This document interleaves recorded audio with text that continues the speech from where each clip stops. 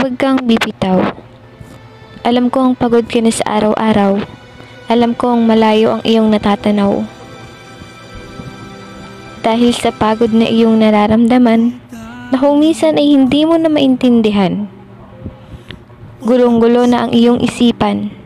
Sa totoo lang, nakakapagod naman talaga. Ang bawat araw na iyong iniinda. Wala nang katapusan ang bawat araw na nagdaan. Pero wag kang susuko sa laban. Dahil pag susuko ka, talo ka sa laban ng buhay. Isipin mo na lang na ang bawat oras at araw na nangyayari sa buhay natin ay may dahilan. Huwag kang bibitaw at nagpapatalo sa mga bagay na alam nating balang araw ay magkakaroon ng bunga ang bawat hamon ng buhay.